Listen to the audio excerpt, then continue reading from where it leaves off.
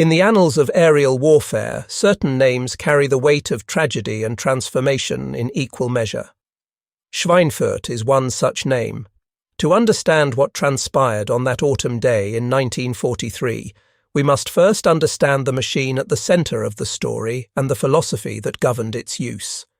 The Boeing B-17, dubbed the Flying Fortress by journalists who marvelled at its defensive armament, represented more than an engineering achievement.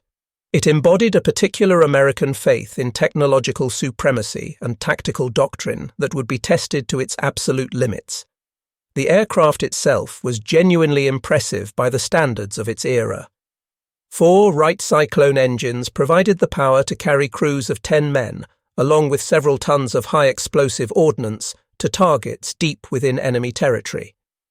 The defensive armament consisted of multiple .50 caliber M2 Browning machine guns positioned throughout the aircraft, creating overlapping fields of fire that theoretically protected the bomber from attack in any direction.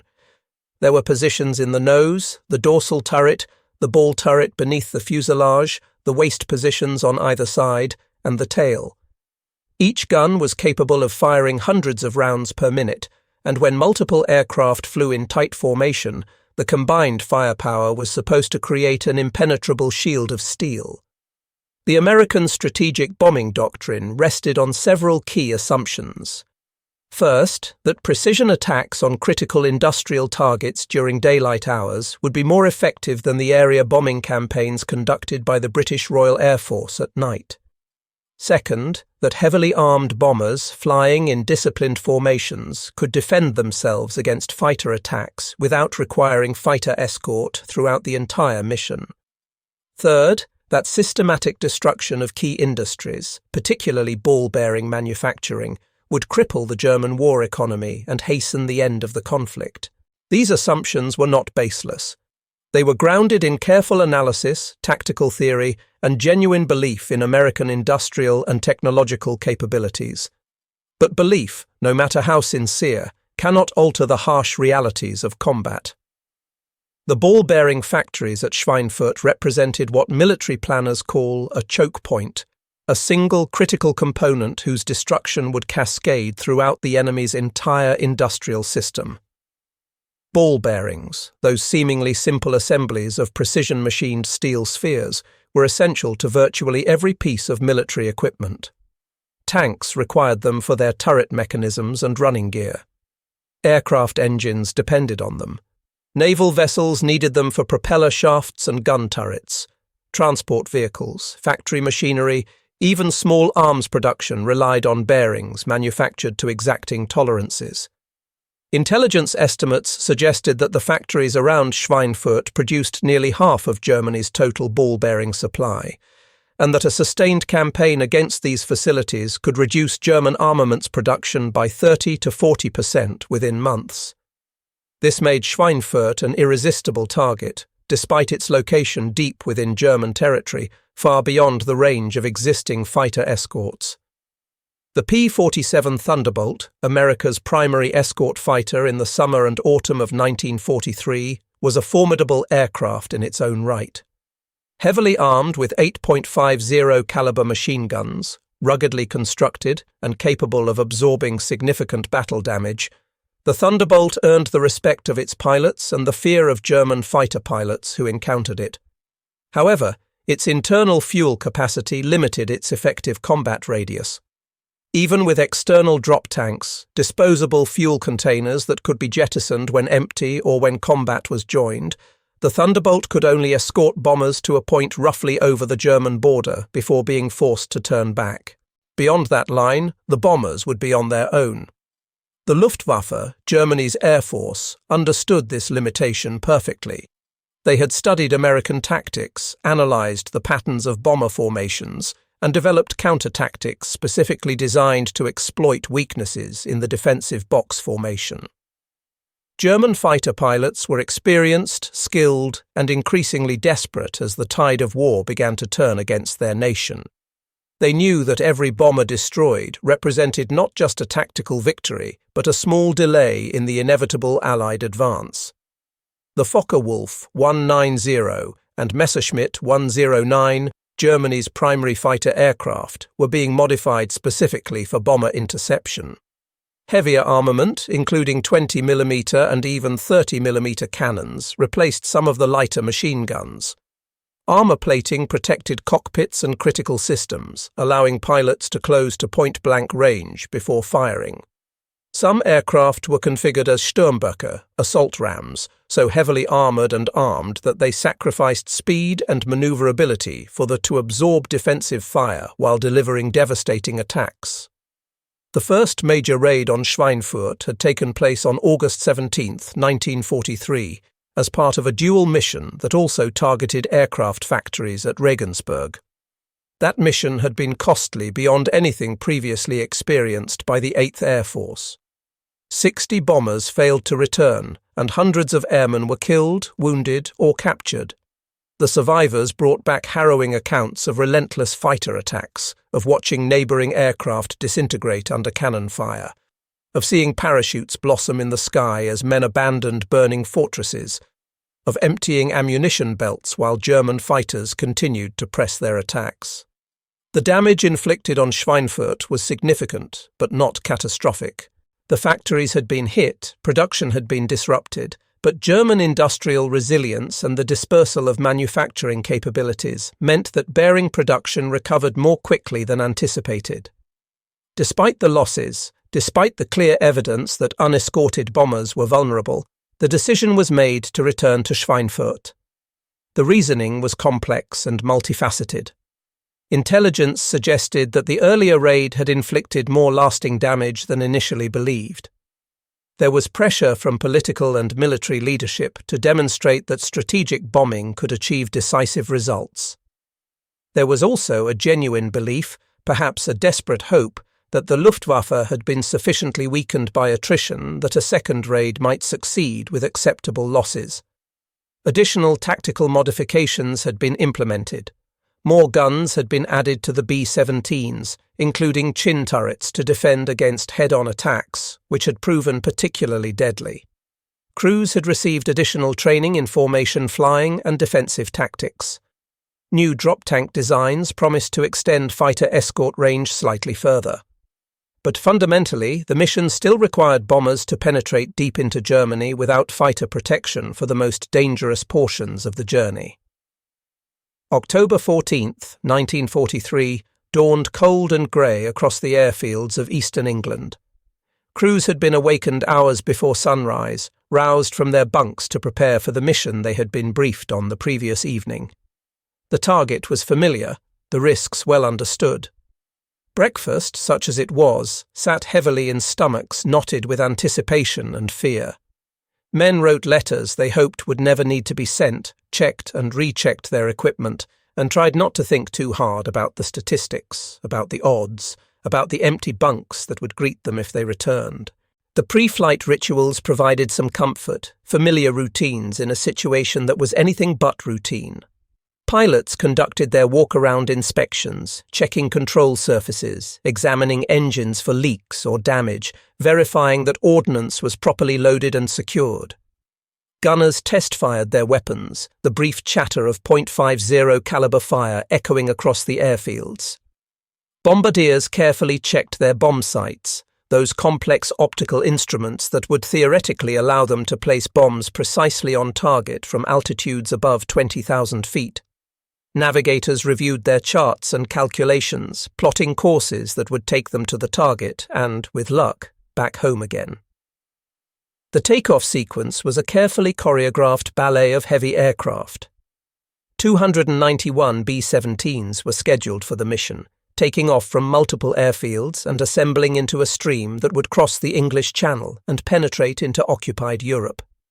The logistics of getting hundreds of heavy bombers airborne, formed into proper defensive formations, and heading in the right direction required precise timing and coordination. Each aircraft carried a crew of 10 men and several tons of fuel and ordnance. The takeoff roll consumed thousands of feet of runway, and fully loaded bombers climbed slowly, gaining altitude gradually as they circled their assembly points. The assembly process itself was complex, with aircraft joining their assigned formations based on coloured flares, radio calls, and visual identification of lead aircraft marked with distinctive patterns. As the bomber stream formed and headed east across the channel, the scene must have been simultaneously magnificent and ominous. Hundreds of aircraft, sunlight glinting off aluminum skin and plexiglass canopies, engines creating a continuous thunder that could be heard for miles, contrails streaming behind at altitude, forming artificial clouds across the sky. Inside each aircraft, 10 men were isolated in their own thoughts, focused on their individual responsibilities, yet bound together by the shared knowledge of what lay ahead. The intercom chatter was professional, terse, limited to necessary communications. Pilots and co-pilots scanned instruments, maintaining position in formation, making constant small adjustments to throttle and control surfaces. Engineers monitored engine performance, watching temperatures and pressures, ready to respond to any malfunction. Bombardiers and navigators worked their calculations, updating positions, adjusting for wind drift. Gunners watched the sky, searching for the first signs of enemy fighters, flexing their hands to keep blood flowing despite the cold that penetrated even electrically heated flight suits at high altitude. The P-47 Thunderbolts joined the formation over the channel, powerful guardians flanking the bomber stream. Their presence provided tangible reassurance, visible evidence that the bombers would not face the enemy alone, at least not immediately. The fighter pilots flew close formation, conserving fuel, scanning constantly for threats. They knew their role and they knew its limitations. They could protect the bombers for a certain distance, and then physical reality, the immutable laws of fuel consumption and range, would force them to turn back. The escort line, that invisible boundary beyond which the bombers would continue alone, was approaching. It came over Aachen, a German city near the border, already deep inside enemy territory, but still far short of the target. The procedure was rehearsed, but never routine. Fighter leaders radioed their bomber counterparts, brief acknowledgements of the situation. Wings waggled in salute, a final visual communication. And then the Thunderbolts banked away, turning west toward England and safety, leaving the bomber stream to continue eastward into the gathering storm. The change in atmosphere inside the bombers was immediate and palpable. The loss of the fighter escort was not just a tactical shift, it was a psychological blow. Men who had been tense before now felt their stomachs tighten further. Gunners adjusted their grips on their weapons, testing traverse and elevation one more time. Pilots called for formation tightening, closing the gaps, overlapping fields of fire. The combat box formation, the theoretical invulnerability of massed defensive firepower, now stood alone as the only protection. Every man scanned the sky with renewed intensity, knowing that German radar would have tracked their progress, knowing that Luftwaffe units would be scrambling, climbing to altitude, positioning for attack. The waiting was perhaps the worst part. Minutes stretched endlessly. Every speck on the horizon might be an enemy fighter. Every shadow in the clouds might conceal an attack. Adrenaline heightened senses, even as altitude and cold numbed extremities. The German defences were indeed mobilizing. Fighter units across Western Germany received their alerts and scrambled. Pilots ran to their aircraft, ground crews spun propellers or engaged starters, engines coughed and roared to life. Within minutes, dozens of fighters were lifting off, and dozens more followed. The Luftwaffe had developed an extensive early warning system, combining radar, visual observers, and radio communications to track incoming raids and vector fighters to intercept. By the time the American bomber stream crossed the escort line, hundreds of German fighters were already airborne, climbing to altitude, forming into attacking groups. The German pilots were experienced veterans, many with dozens or even hundreds of combat missions. They knew the capabilities and limitations of the B-17, knew where it was vulnerable, knew how to attack for maximum effect. More importantly, they were fighting over their own territory, which meant damaged aircraft could potentially make it back to friendly airfields, downed pilots could be recovered and returned to combat, and fuel constraints were far less limiting than for attacking bombers that had to fight their way to the target and back.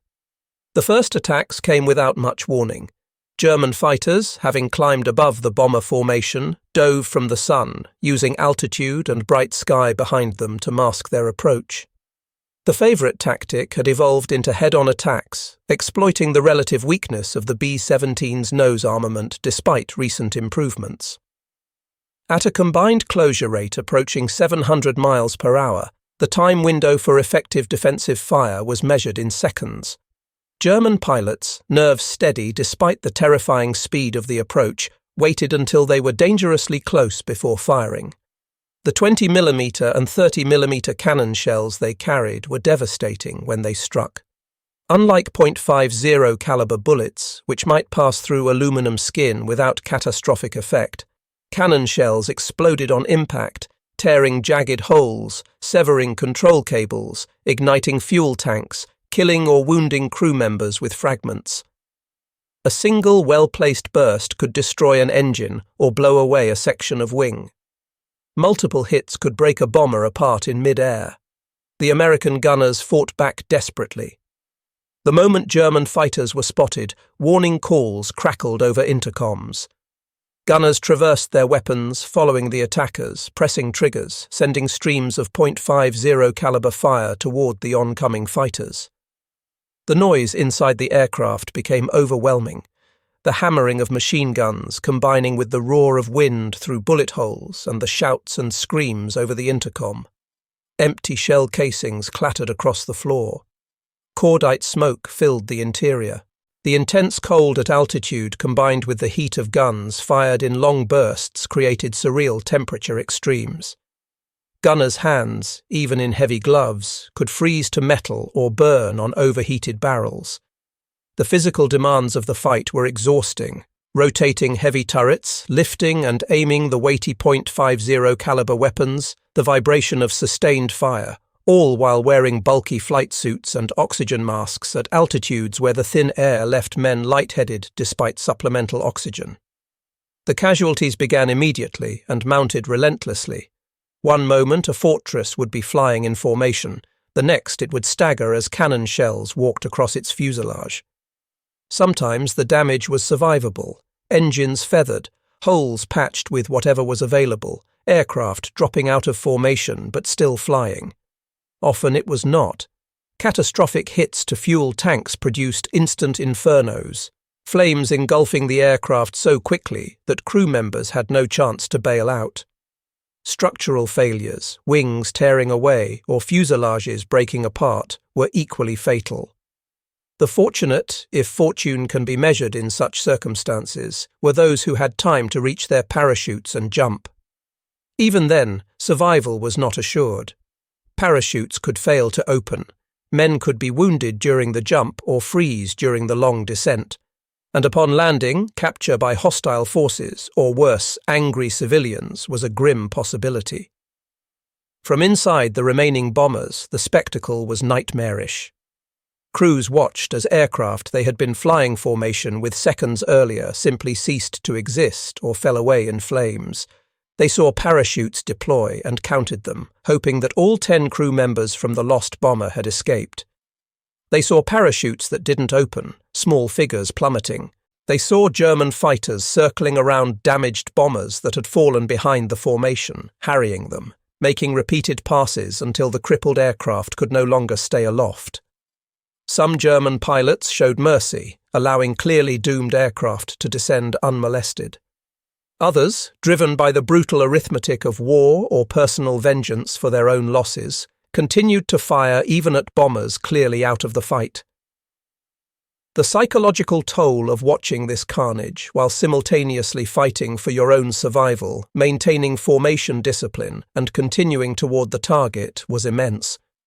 Men vomited inside their oxygen masks, men wept, men prayed, and men died suddenly and violently, torn apart by explosive shells or crushed in the wreckage of their aircraft. The running battle continued for hours, not minutes.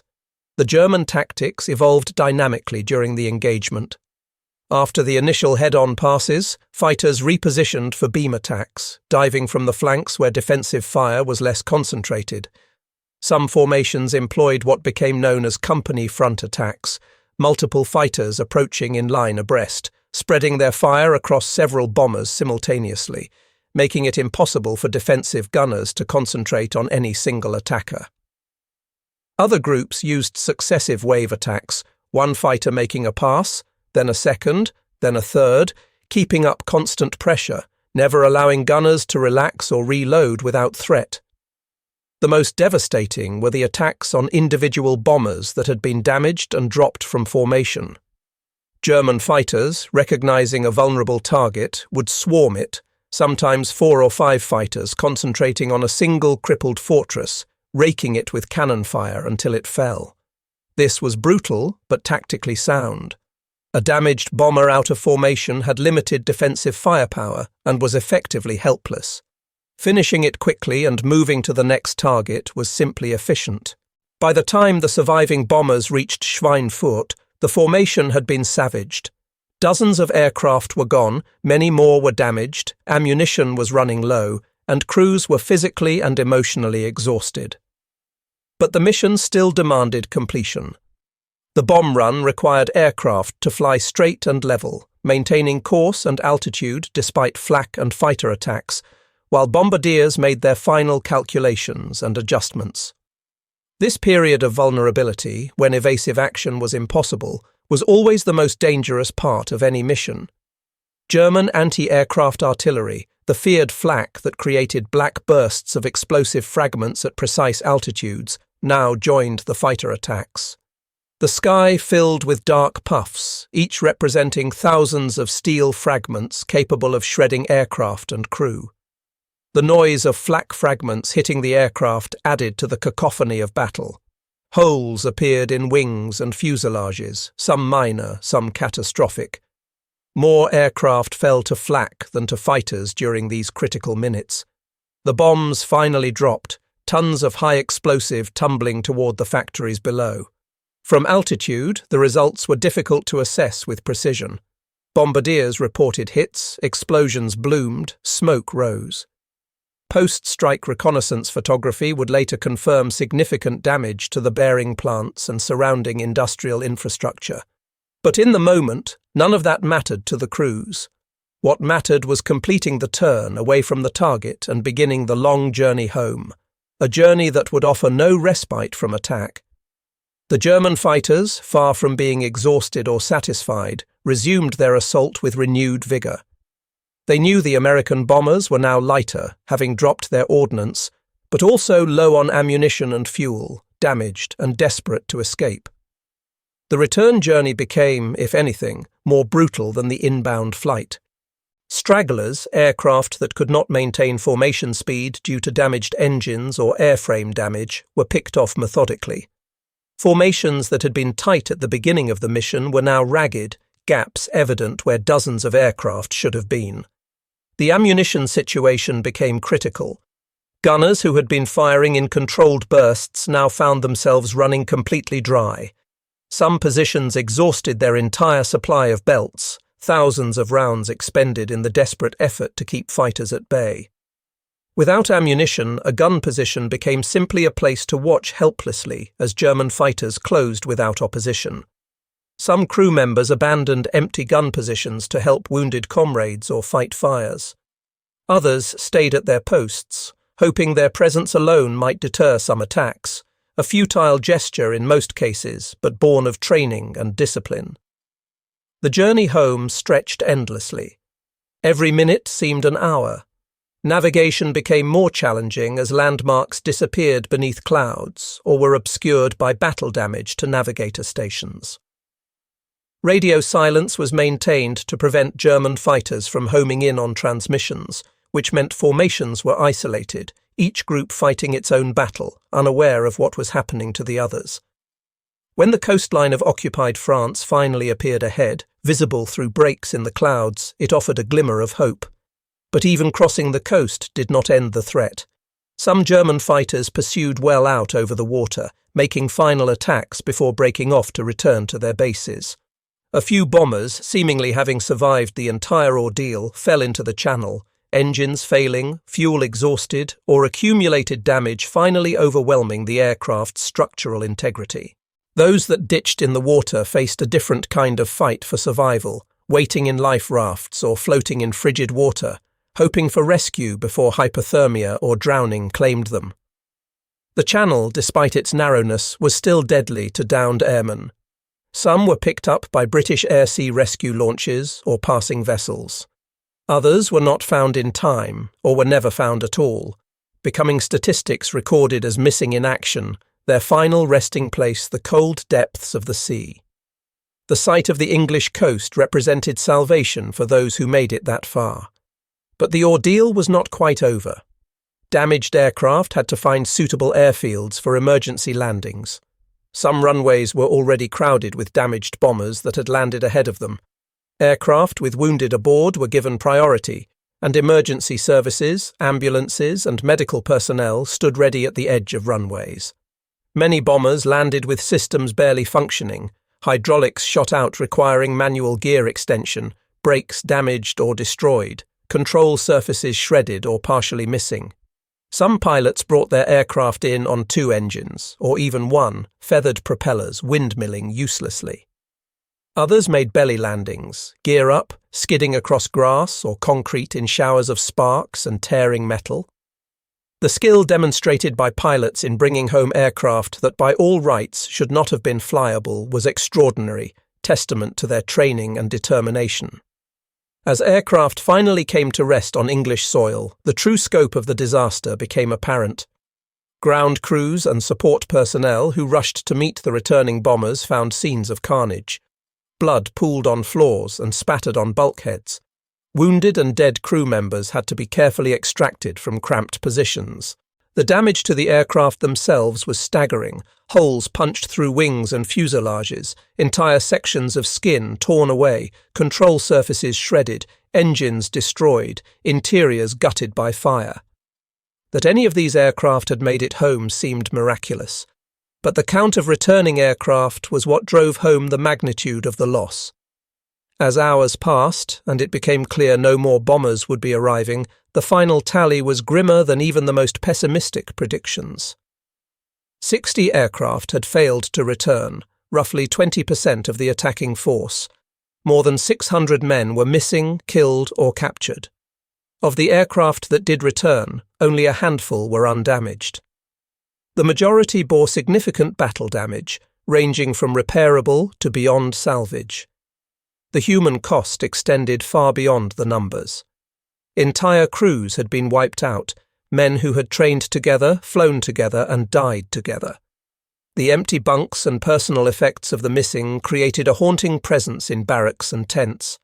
Letters from home arrived addressed to men who would never read them. Belongings had to be carefully packed and shipped back to families who would receive them along with official notifications of loss. The survivors, those who had made it back, carried their own burdens. They had seen friends die, sometimes right beside them. They had experienced hours of terror and violence. Many were wounded, some seriously. Even those who were physically unharmed bore psychological scars. The 1,000-yard stare, the tremor in hands, the inability to sleep, or the nightmares when sleep finally came, these were the invisible wounds that would haunt men for the rest of their lives. Conversations about the mission were subdued, fragmentary, as men tried to process what they had experienced. Some sought solace in alcohol, others in silence, still others in writing detailed accounts of what they had witnessed, as if committing the horror to paper might somehow exorcise it from memory. The immediate aftermath brought official responses at various levels. Mission reports were compiled from debriefings, attempting to piece together a coherent picture of what had happened from dozens of individual perspectives. The damage to Schweinfurt was assessed through reconnaissance photography and intelligence reports. Claims of German fighters destroyed were tallied, though these were notoriously unreliable in the confusion of combat, with multiple gunners often claiming credit for the same kill. Medical facilities treated the wounded, some of whom would recover fully, others who would bear permanent disabilities. The decision-makers, the generals and planners who had authorized the mission, were forced to confront its results. The raid had inflicted damage on the target, but at a cost that was clearly unsustainable. The doctrine of the self-defending bomber had been tested to destruction and found fatally flawed. Without adequate fighter escort, deep penetration raids into Germany would result in losses that would soon destroy the 8th Air Force as an effective fighting force. The strategic implications were profound and immediate. Orders went out suspending deep penetration missions until long-range fighter escort became available. This represented a fundamental admission that the pre-war doctrine had been wrong, that courage and defensive armament alone could not overcome a determined and skilled enemy fighting over home territory. The delay frustrated those who wanted to maintain pressure on German industry, but continuing to send bombers into Germany under existing conditions would have been murderous rather than strategic. The focus shifted urgently to accelerating the deployment of the P-51 Mustang and extending its range. The Mustang, which had shown promise in earlier operations, now became a critical priority. Engineering teams worked to optimize its range with larger internal fuel tanks and improved drop tank designs. Production was accelerated. Training of Mustang pilots intensified. The entire apparatus of American industrial might and organizational capability focused on solving the problem that Schweinfurt had made impossible to ignore. The longer-term impact on air strategy was equally significant. The concept of fighter escort evolved from mere protection to active offense. Rather than simply guarding the bombers, fighters would sweep ahead, seeking out and destroying German fighters before they could form up for attacks on the bomber stream. The fighters would also strafe German airfields, destroying aircraft on the ground and attacking the infrastructure that supported Luftwaffe operations. This more aggressive employment of fighters gradually shifted the balance of power in the air war. As Mustang numbers increased through late 1943 and into 1944, German fighter losses mounted. The Luftwaffe, which had been ascendant during the Schweinfurt missions, found itself increasingly on the defensive. Experienced pilots were killed faster than they could be replaced. Fuel shortages limited training for new pilots, creating a vicious cycle where inexperienced pilots were thrown into combat and quickly lost. By mid-1944, the air superiority that had cost so much blood to establish belonged decisively to the Allies. The legacy of Black Thursday, as October 14, 1943, came to be known, extended beyond tactical and strategic adjustments. It became a reference point, a cautionary tale about the dangers of doctrinal rigidity and the importance of adapting to battlefield realities. The courage of the crews who flew the mission was never in question, but courage alone had proven insufficient. The mission validated the importance of combined arms warfare, the integration of different capabilities, bombers and fighters working together, each compensating for the other's weaknesses. It also demonstrated the resilience of industrial systems. Despite the damage inflicted on Schweinfurt, German ball-bearing production recovered relatively quickly through dispersal and substitution. This suggested that even successful attacks on industrial targets might not produce the decisive effects that had been predicted, a lesson that would influence thinking about strategic bombing for decades to come. For Germany, Schweinfurt represented both a defensive victory and a warning. The Luftwaffe had proven it could inflict unsustainable losses on unescorted bomber formations, validating its tactics and equipment. But the cost to the Luftwaffe itself had not been negligible. Dozens of fighters had been shot down, experienced pilots killed or wounded.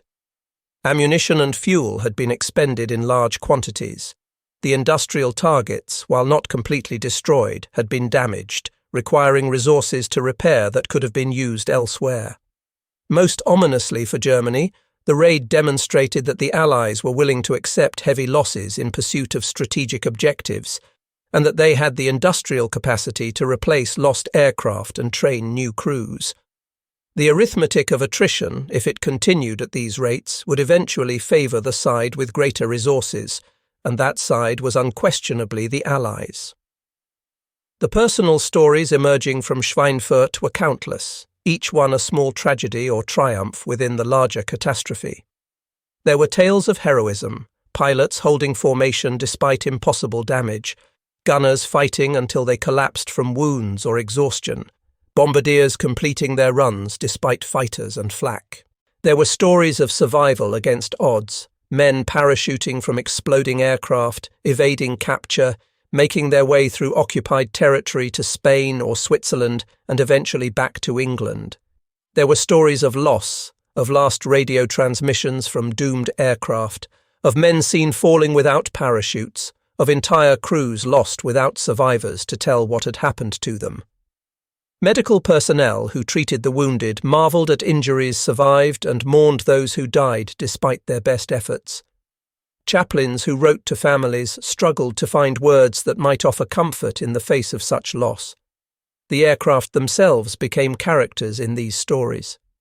Individual B-17s that had survived multiple missions gained reputations and names, decorated with nose art and mission markers. Crews developed superstitious attachments to particular aircraft, believing some were lucky and others cursed. The bombers that limped back to England bearing testimony to the violence of combat, riddled with holes but still flying, represented triumph over adversity.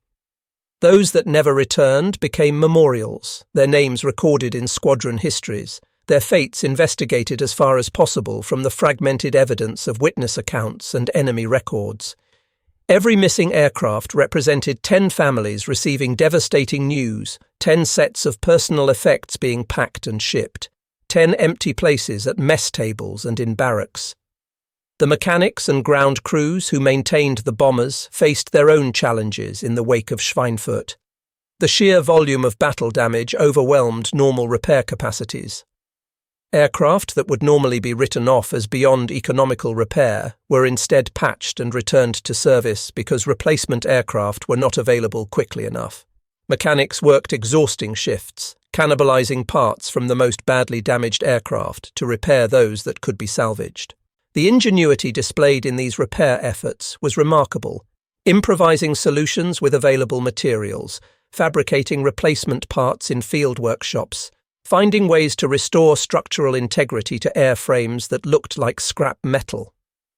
The ground crews developed a personal investment in getting aircraft back into service, knowing that these machines carried men they knew, friends and colleagues, into combat.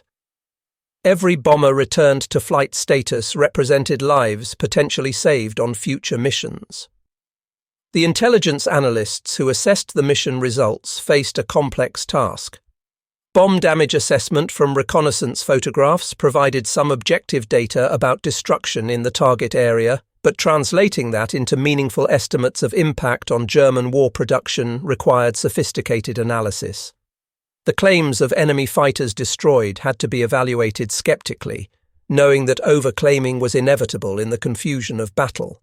The lessons about German tactics and capabilities needed to be extracted and disseminated to improve future operations. Reports on the effectiveness of defensive formations, ammunition expenditure rates, vulnerable positions on the aircraft, all of this had to be compiled, analysed, and turned into actionable recommendations. The intelligence picture of German air defences was constantly evolving, requiring continuous updating as new tactics and equipment appeared. The broader Allied command structure had to grapple with the implications of Schweinfurt for the entire strategic bombing campaign. The Americans and British already had somewhat different philosophies, with the RAF conducting area raids at night while the Americans pursued precision daylight bombing. Schweinfurt raised questions about whether the American approach was viable without prohibitive losses. There were advocates for shifting to night operations entirely, while others argued that the solution was better escort and persistence rather than abandonment of daylight operations. The political dimension added another layer of complexity. Strategic bombing was consuming enormous resources and manpower. Justifying this investment required demonstrable results, and a single mission that cost 60 bombers and achieved only temporary disruption of one industrial target was difficult to portray as success. The pressure to show progress while simultaneously protecting crews from unsustainable losses created inherent tension in planning and execution of subsequent operations. The psychological impact on crew morale was significant and concerning to commanders. Men who had survived Schweinfurt knew they would be expected to fly more missions. The standard tour of duty for bomber crews required 25 missions, later increased to 30, and eventually 35 as the war progressed. After experiencing Black Thursday, the prospect of flying dozens more missions into German airspace was daunting. Some men reached their breaking point, unable to face returning to combat. The phenomenon of combat fatigue, what we might now recognize as post-traumatic stress, was poorly understood at the time, often stigmatized as cowardice or lack of moral fiber. Men who broke down were sometimes treated sympathetically, sent to rest facilities or reassigned to non-combat duties, but others faced harsh judgment and disciplinary action. The line between legitimate psychological trauma and failure of nerve was imprecisely drawn, and commanders struggled to balance maintaining discipline with recognizing genuine medical conditions. For the crews still operational, there was a complex mix of emotions.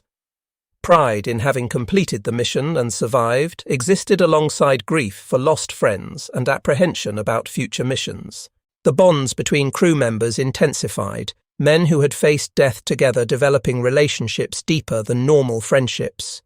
They looked out for each other, shared resources, covered for each other's weaknesses. The crew of a bomber became a small family, isolated together in their aircraft for hours during each mission, dependent on each other for survival. When a crew was broken up by casualties, the survivors often struggled to integrate into new crews, the chemistry and trust having to be rebuilt from scratch. Some men refused to fly with unfamiliar crew members, requesting and sometimes receiving permission to remain grounded until their own crew was reconstituted.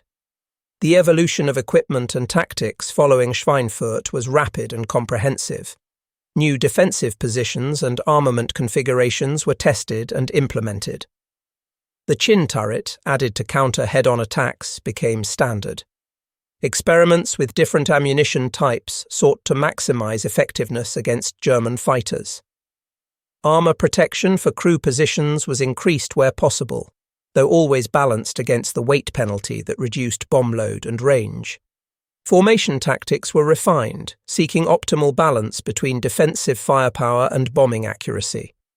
Lead crews received additional training in pathfinding and precision navigation. The entire system of air operations became more sophisticated and professional as lessons were absorbed and applied. The German response to the threat of resumed strategic bombing also evolved. Recognizing that the Americans would eventually solve the escort problem, the Luftwaffe attempted to build up fighter strength and improve performance. New aircraft types, including jets that would appear later in the war, were developed in a race against time and resources. The dispersion of industry, which had begun as a response to bombing, accelerated. Critical manufacturing was moved into smaller facilities, underground factories, and geographically distributed locations that were harder to target effectively. This improved resilience but also introduced inefficiencies and coordination challenges that reduced overall output. The German homeland air defense system became increasingly elaborate, with radar networks, control centers, and fighter allocation procedures designed to concentrate forces against incoming raids. Historical analysis of Schweinfurt has generated extensive debate among military historians and strategists. Some argue that the mission was a necessary, if costly, step in developing effective strategic bombing capability, that the lessons learned justified the price paid. Others contend that the mission was a predictable disaster that should never have been authorized given known limitations in escort range. The assessment of whether the damage to German ball-bearing production justified the losses depends on assumptions about alternative uses of resources and counterfactual scenarios about what might have happened differently. What is not debatable is that Schweinfurt represented a watershed moment, forcing fundamental changes in how the air war was conducted and accelerating developments that would ultimately establish Allied air superiority over Europe. The human dimension of Schweinfurt remained the most powerful aspect of its legacy. Reunions of survivors, held decades after the war, brought together men who had shared the experience of Black Thursday. Their accounts, recorded in memoirs and oral histories, preserved details that official records could never capture. The fear and courage, the chaos and clarity, the randomness of survival and the finality of loss. Museums and memorials displayed relics of the raid, pieces of aircraft, personal effects, photographs of young men in uniform who would never grow old. Educational efforts used Schweinfurt as a case study in military history courses, analysing the tactical, operational and strategic dimensions of the mission. Veterans who spoke to students and audiences tried to convey what it had been like, though they often acknowledged that words could never fully communicate the reality of combat. The families of those who did not return from Schweinfurt carried their own burdens. Gold Star mothers and widows lived with loss that time might soften but never erase. Children who grew up without fathers had to come to terms with abstract concepts of duty and sacrifice. The question of whether the mission was worth the cost had very personal dimensions for those who paid the price directly. Most accepted that their loved ones had died in a necessary cause, fighting against genuine evil, contributing to ultimate victory. But acceptance of necessity did not eliminate grief, and the pain of loss remained real regardless of historical context. The notifications of death or missing status arrived in telegrams, stark and impersonal, beginning the process of official condolence and support that could never truly compensate for what had been taken. The broader cultural impact of Schweinfurt and missions like it shaped how Americans understood the air war and military service. The image of bomber crews, young men volunteering to fly into lethal skies day after day, became part of the national narrative about the greatest generation. Books, films, and later television productions drew on these stories, sometimes accurately, sometimes with dramatic license, but consistently portraying the bomber crews as heroic figures. This cultural representation influenced post-war attitudes toward military service and sacrifice, creating expectations and templates that would affect subsequent conflicts. The reality, as always, was more complex and nuanced than popular portrayals, but the fundamental truth of courage in the face of terrible danger was never in question. For the Allied strategic bombing campaign as a whole, Schweinfurt was both a nadir and a turning point. The losses could not be sustained, but they forced the changes necessary to make the campaign viable. The arrival of long-range escort fighters in significant numbers, beginning in early 1944 and rapidly expanding thereafter, transformed the operational environment. The Mustangs, flying with the bombers all the way to targets deep in Germany and back, engaged German fighters on more equal terms and gradually established dominance. The toll on the Luftwaffe became unsustainable, and by the time of the Normandy invasion in June 1944, Allied air superiority was so complete that German aircraft were largely absent from the battlefield. This air superiority was purchased in part with the bloodshed over Schweinfurt and similar missions, where the inadequacy of existing approaches had been demonstrated and the need for change made undeniable. The technical evolution continued throughout the remainder of the war.